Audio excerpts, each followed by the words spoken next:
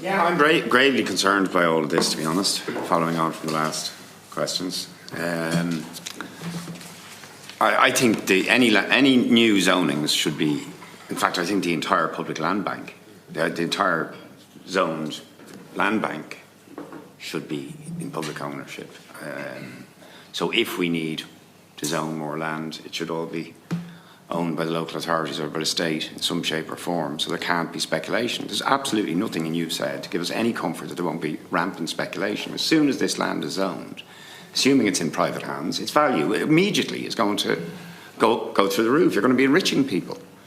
Now, why on earth would we be enriching private landowners in the current climate, rather than ensuring that the state owns that land and ensures? Now, that might involve letting private builders, in fact it probably will involve private builders building on land, but where the government controls it and ensures that there isn't speculation and it keeps the price down, which is a major contributory factor to the unaffordability of the stuff that's being built at the moment.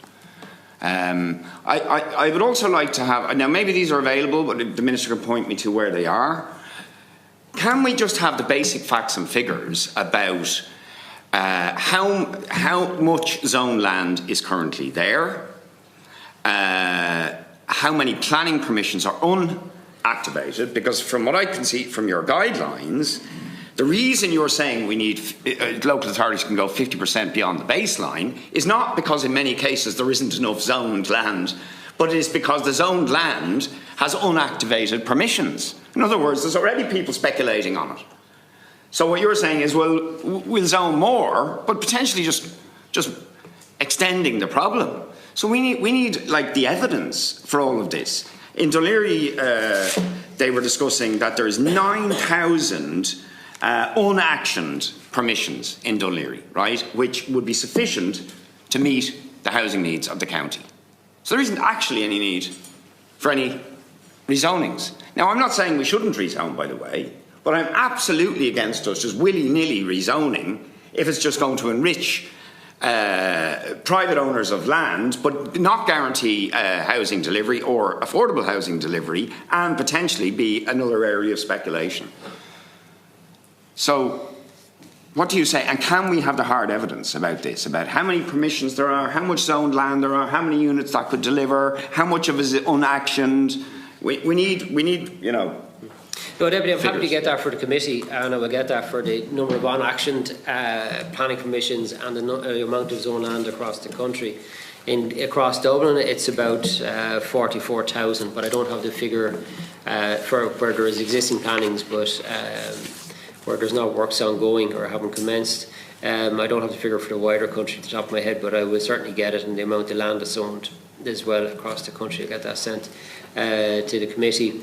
I suppose, look, the National Planning Framework has been through a significant process over the last number of years, and it has identified a need for additional zoning to build more homes, and we do need more zoning to ensure that there is competition in the market as well to get homes built. There is a residential zone land tax to target those who are land hoarding in relation to delivery of homes as well. But surely the Ministry recognises completely ineffective.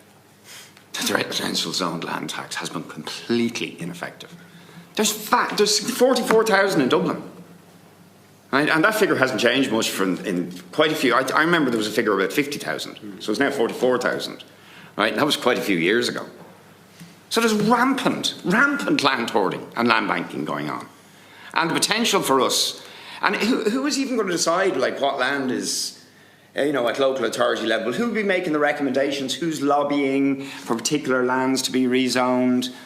Like, this is wide open for corruption, wide open for it. So you need to give us some serious reassurance, and we need the hard facts on this, that this is necessary, that it is not going to be a subject of massive speculation, hoarding, and just exacerbating the problems that created the crisis in the first place. Yeah, thank you, Deputy. So the additional zone land is very much necessary for the predicted number of homes needed over the coming decade. So it is, and that's why land does need to be rezoned. There are robust measures in local authorities. It is the local authorities themselves will decide what land is zoned. The Department of Housing or myself will have no role in that. And there are robust measures within local authorities, and matters need to be done and will be done in a transparent manner, and people can examine what is proposed. There's public consultations, and people can look at what land is proposed to be rezoned and can have their input in relation to that, and ultimately needs to be voted on by the local authority for this land to be rezoned.